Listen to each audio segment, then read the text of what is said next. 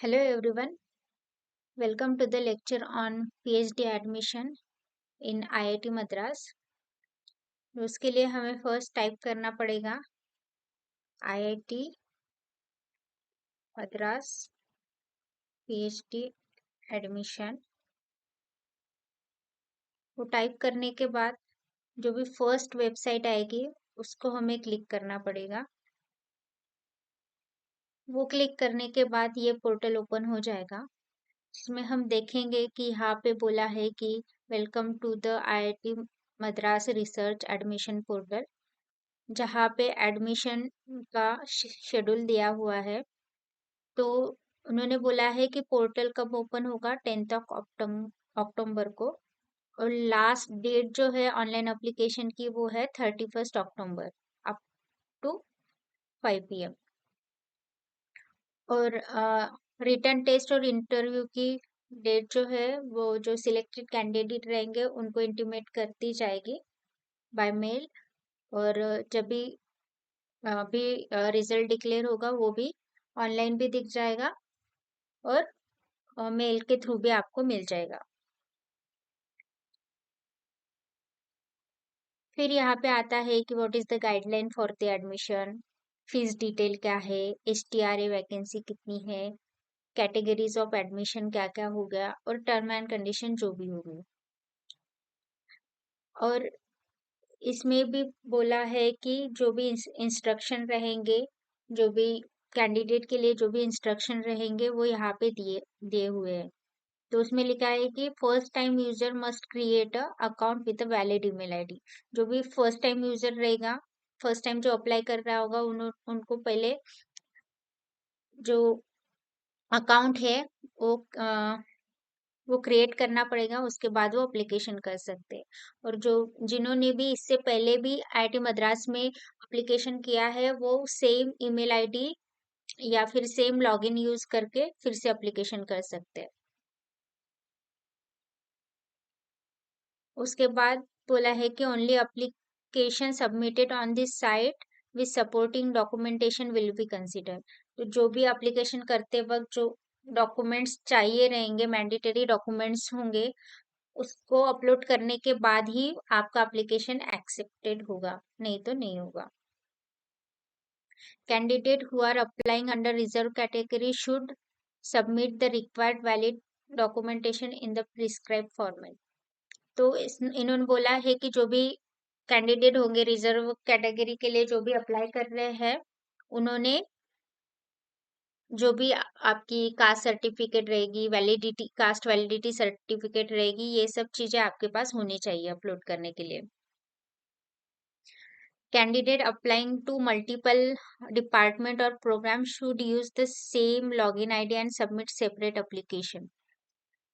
तो जो भी कैंडिडेट 2-3 डिपार्टमेंट के लिए अप्लाई कर रहे हैं वो अपने सेम ईमेल आईडी के थ्रू, सेम लॉगिन आईडी के थ्रू अप्लाई कर सकते हैं। बस आपको सेपरेट एप्लीकेशन करना पड़ेगा और फीस भी सेपरेटली पे करनी पड़ेगी।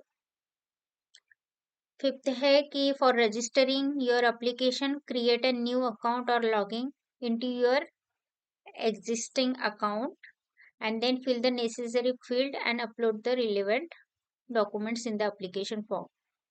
तो इसमें क्या है कि आपका एप्लीकेशन फिल करने के लिए आपको बस न्यू अकाउंट क्लियर करना पड़ेगा, क्रिएट करना पड़ेगा, या फिर जो भी एग्जिस्टिंग अकाउंट होगा वो उसके साथ आप बस को रिलेवेंट डॉक्यूमेंट्स अपलोड करने पड़ेंगे, एप्लीकेशन फीस पे करनी पड़ेगी, उस हिसाब से आपका एप्लीकेशन एक्सेप्ट हो जाएगा। और जो भी आपको डाउट रहेंगे, क्वेश्चंस रहेंगे, वो फ्रिक्वेंटली आस्क्ड क्वेश्चन में मिल जाएंगे। जो भी आप MS के लिए अप्लाई कर रहे हो या PhD के लिए अप्लाई कर रहे हो, उसके लिए फ्रिक्वेंटली आस्क्ड क्वेश्चन रहेंगे, उसमें क्लिक करोगे तो आप ओपन हो जाएंगी। तो बेसिकली जो भी सिंपल सिंपल क्वेश्चन होते हैं उसके सारे आंसर्स यहाँ पे दिए हुए रहेंगे। और जो भी आंसर्स नहीं दिए हैं और आपको कुछ क्वेश्चन है तो आप यहाँ पे कॉन्टेक्ट अस में जाके उनको कांटेक्ट कर सकते हैं। फिर देखेंगे कि गाइडलाइंस क्या है। तो गाइडलाइंस में आप देख रहे हो कि फीस फीस स्ट्रक्चर हम कंसिडर करेंगे तो जनरल कैटेगरी मेल कैंडिडेट के लिए 100 रुपीज फीस है, और जनरल कैटेगरी फीमेल कैंडिडेट के लिए 50 रुपीज फीस है। SC ST फीमेल कैंडिडेट के लिए 50 रुपीज फीस है, और जो भी नॉन रिफंडेबल होगी। तो ये सब चीजें आपको जो भी एप्लीकेशन करने के टाइम पे क्या क्या डॉक्यूमेंट्स लगने वाले हैं, OBC है तो नॉन क्रिमिनल लगेगी, ये सब चीजें आपको चाहिए जब भी फॉर्म भर रहे होंगे वो टाइम पे। फिर आता है फीस डिटेल। तो जब एडमिशन हो जाएगी तो वो टाइम पे कितना फीस आपको पे करना पड़ेगा उसका डिटेल है। ये तो इंस्टीट्यूट फी है जो कि 6050 होगा, और पर सेमिस्टर 10,800 फीस पे करना पड़ेगा। और फर्स्ट ईयर में जो भी डिपॉजिट रहेगा, लाइब्रेरी का डिपॉजिट है 2000, हॉस्टलर्स है तो उनके लिए हॉस्टल का भी जो डिपॉजिट रहेगा हॉस्टल का वो देना पड़ेगा। और यहाँ पे हॉस्टल फीस पर सेमेस्टर जो रहेगी ये रहेगी, ये सब फीस में आ जाएगा। सेकंड है थर्ड है STRA वैकेंसी। मीन्स जैसे कि IIT बॉम्बे में मैंने लास्ट टाइम बताया था कि IIT बॉम्बे में TA वैकेंसीज होती है। TA जो होती है जो इंस्टीट्यूट फंडेड वैकेंसी होती है, वैसे ही सेम TA को IIT मद्रास में STRA बोलते हैं। तो STRA वैकेंसीज जो होती है कि उसको ये वैकेंसीज इंस्टीट्यूट के फंड से मिलती है। मीन्स जो भी हमें स्टाइपेंड मिलेगा वो इंस्टीट्यूट हमें देगी। तो these are vacancies institute funded रहती है। तो हमने देखा कि यहाँ पे देख रहे हैं कि STRA में टोटल वैकेंसी है 323, उसमें अनरिजर्व कैटेगरी के 130 है, economically weaker section 35, OBC 82, SC 48 और ST 28, और सेम MS की भी है। तो यहाँ पे डिपार्टमेंट वाइज सारी वैकेंसीज दी हुई है। और आप देखेंगे तो यहाँ पे अनरिजर्व कितने हैं, इकोनॉमिकली वीकर सेक्शन कितना है, OBC कितना है, SC कितना है, ST कितना है, ये सब वैकेंसीज दी हुई है। और जहां जहां पे जीरो है, यहाँ पे जीरो है, यहाँ पे जीरो है, यहाँ पे जीरो है, तो वो वैकेंसीज अवेलेबल नहीं है। मीन्स उनको OBC या फिर SC ST जो भी रहेगा उसकी वैकेंसीज अवेलेबल नहीं है, वो ऑलरेडी फिल्ड हो चुके हैं, इसलिए वहां पे जीरो लिखा हुआ है। तो जब भी आप कोई भी डिपार्टमेंट में अप्लाई कर रहे हो तो वो टाइम पे देख लेना कि अगर आप OBC की हो और आप अप्लाइड मैकेनिक्स में अप्लाई कर रहे हो तो वो टाइम पे देखना कि OBC में सच में वैकेंसीज है या नहीं है। अगर वैकेंसीज नहीं है तो आप डायरेक्टली अनरिजर्व कैटेगरी में अप्लाई कर सकते हो। तो फॉर्म फिल करने से पहले ये देख लेना कि आप जो भी कैटेगरी में अप्लाई कर रहे हो वो कैटेगरी में वो डिपार्टमेंट के लिए वैकेंसीज अवेलेबल है या नहीं है। फिर कैटेगरीज ऑफ एडमिशन, तो इसमें यहाँ पे दिखाया है कि एडमिशन की कौन सी कैटेगरीज है। जैसे रेगुलर स्कॉलर इंस्टीट्यूट फेलोशिप जो मैंने बताई STRA होता है यहाँ पे, और regular scholar with institute fellowship other national level fellowship and project category will be consider equivalent to STRA। जैसे कि IIT बॉम्बे में TAP होता है, टीचिंग असिस्टेंटशिप विथ प्रोजेक्ट। तो जो प्रोजेक्ट है उसको ये इक्विवेलेंट टू STRA कंसिडर करता है। इवन IIT बॉम्बे में भी सेम ही हो रहा है कि they consider with respect to TA only, but जो फेलोशिप मिलती है वो प्रोजेक्ट के थ्रू आती है। और फिर ये है कि regular scholar who meet STRA eligibility criteria but offer under project categories can be kept under STRA wait list. अगर कोई रेगुलर स्कॉलर रहेगा, उसने प्रोजेक्ट के लिए सिलेक्ट हुआ है लेकिन STRA भी उसने भरा है, प्रेफरेंस दिया है, तो उसका होल्ड पे रहेगा, वेटिंग लिस्ट पे रहेगा, वो बाद में कन्वर्ट कर सकता है। और डी में आता है regular scholar who were IIT Madras project staff and 1 year project experience will be offered under project category can also be considered to STRA latter subject to the recommendation।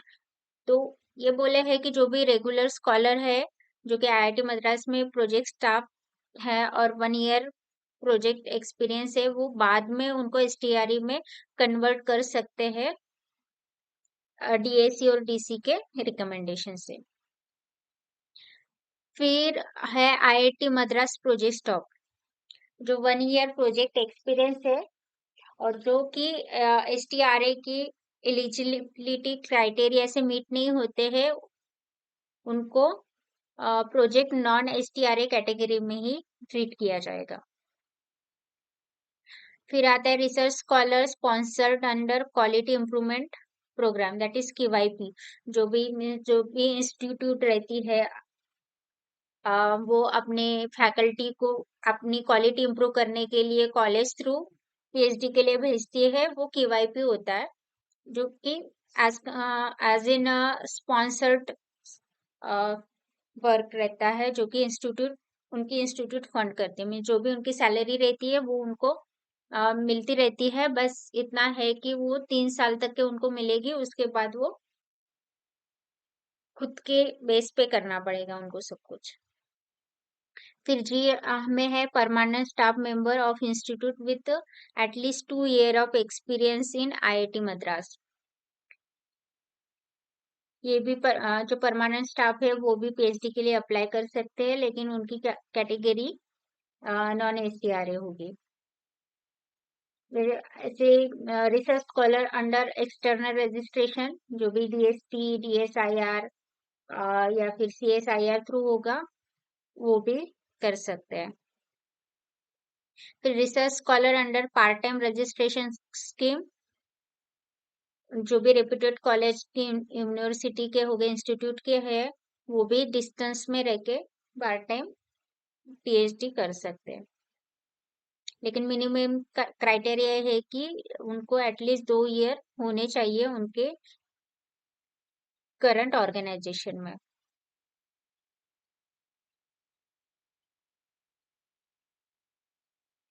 फिर आता है candidate applying for admission in external part time category.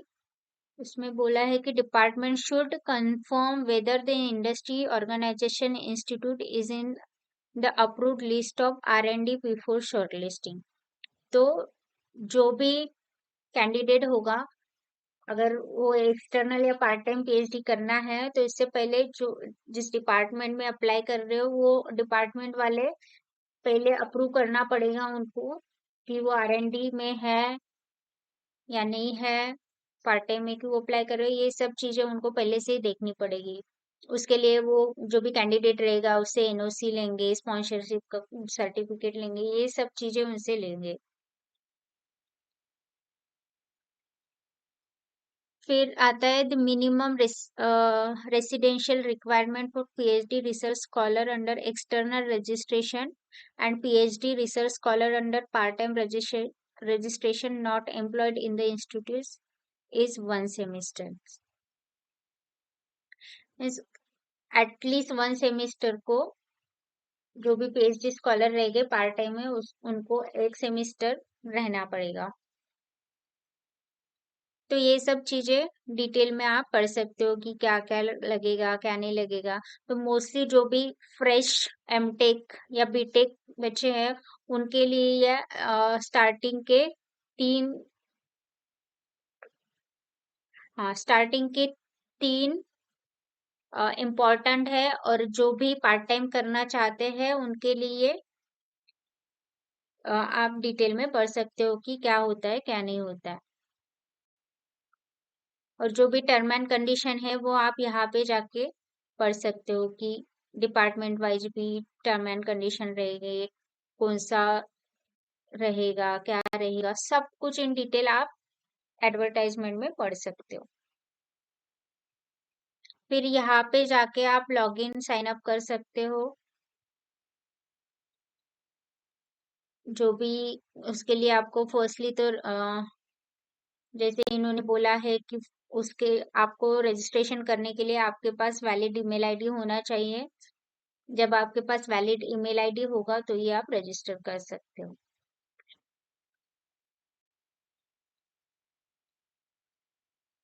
फिर यहाँ पे departments है। Department में जाके आप आपका जो भी इंडिविजुअल डिपार्टमेंट है वहां पे देख सकते हो कि वहां पे कौन से रिसर्च एरिया है। जैसे एरोस्पेस में aerodynamic, flight dynamic and control, aircraft structure, aerospace propulsion, aircraft design, ये सब है। और पर्टिकुलर डिपार्टमेंट वाइज भी उन्होंने कांटेक्ट अस की लिंक दी हुई है, तो आप उनको फोन कर सकते हो, फैक्स कर सकते हो, या फिर मेल कर सकते हो, या उनके डिपार्टमेंटल वेबसाइट में जाके भी देख सकते हो। तो हर एक डिपार्टमेंट वाइज सब कुछ चीजें यहाँ पे दी हुई है। जो भी डिपार्टमेंट में हो आप वो इसमें जाओ, देखो, और कुछ भी डाउट आता है तो उनको मेल करो। यहाँ पे जो भी आपको लगता है कि आपको ये प्रोजेक्ट में भरना है, तो आप ये कोड देखना कि अगर इसमें देखोगे कम्युनिकेशन एंड सिग्नल प्रोसेसिंग को EE1 दिया है, पावर इंजीनियरिंग को EE2 दिया हुआ है। तो ये कोड देख के आप इलेक्ट्रिकल इंजीनियरिंग वाले स्टूडेंट भर सकते हो। बाकी के डिपार्टमेंट वालों को कोड नहीं है, लेकिन इलेक्ट्रिकल इंजीनियरिंग वालों को ज्यादा कोड है क्योंकि उनके अलाइंड ब्रांचेस बहुत है। जैसे इसमें आता है कि कम्युनिकेशन एंड सिग्नल प्रोसेसिंग एक हो गया, पावर इंजीनियरिंग एक डिफरेंट हो गया, फिर माइक्रो इलेक्ट्रॉनिक्स एंड मेम्स जो होते हैं वो डिफरेंट हो गया, इंस्ट्रूमेंटेशन डिफरेंट हो गया, ऑप्टिक्स एंड फोनिक्स डिफरेंट हो गया, कंट्रोल ऑप्टिमाइजेशन VLSI, ये सारे डिफरेंट डिफरेंट होते हैं। तो उस हिसाब से आपको भरना पड़ेगा। फिर सारी डिटेल जो होगी, ब्राउचर आप देख सकते हो, PMRF की फेलोशिप क्या है, कितना है, कैसे है, ये सब देख सकते हो, और लॉगिन करके आप अपना फॉर्म फिल कर सकते हो। तो आपको कुछ भी डाउट रहेगा फॉर्म फिल करते वक्त तो आप कमेंट बॉक्स में लिख सकते हो। कमेंट बॉक्स में लिखने का एक ही है कि मैं आपको फटाक से जवाब दे दूंगी आपके जो भी डाउट्स रहेंगे। और अगर वो भी नहीं कर सकते तो आप डायरेक्टली फ्रीक्वेंटली आस्क क्वेश्चन में जा सकते हो, या फिर मेल कर सकते हो रिस्पेक्टिव डिपार्टमेंट वालों को।